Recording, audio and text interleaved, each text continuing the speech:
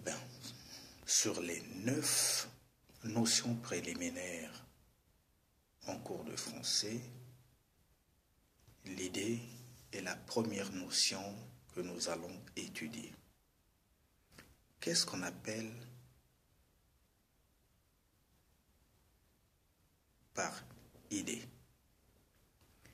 L'idée, c'est la représentation ou l'image de quelque chose dans notre esprit. Par exemple, quand je dis banane, vous pensez à un fruit exotique. Quand je dis soldat, vous pensez à un homme vêtu d'une tenue avec un béret portant une arme. Quand je dis avion, vous pensez tout de suite à un appareil qui vole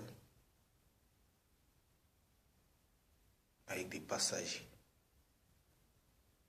Donc, pour construire une langue,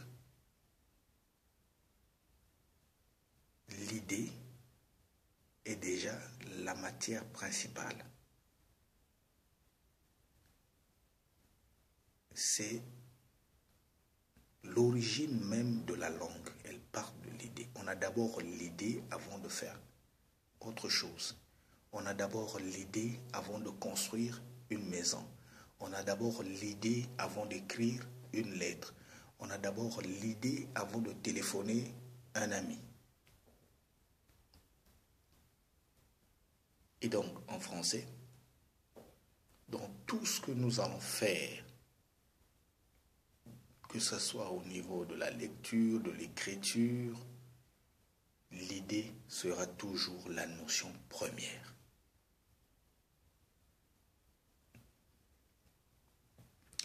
Et ceci est bon à savoir.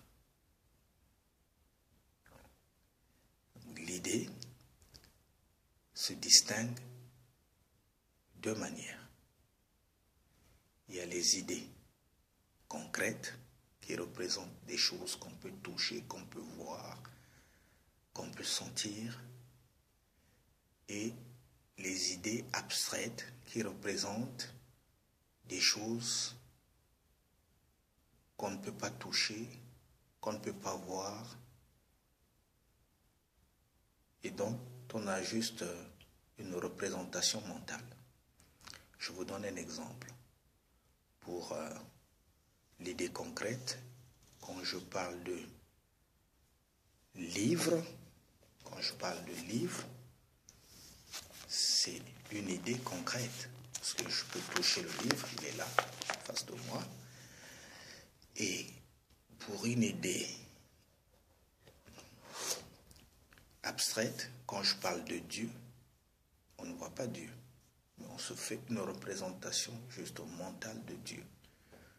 Quand je parle de l'air, on ne voit pas l'air, on le sent. Mais on n'a pas une représentation matérielle de l'air. Donc, l'idée, c'est une représentation mentale de quelque chose. Et cette chose peut être matérielle, c'est-à-dire concrète, qu'on peut toucher, ou abstraite, qu'on ne peut pas saisir, mais que l'on a juste une représentation à l'esprit. Maintenant, nous allons passer à l'étude du mot langage. C'est quoi un langage?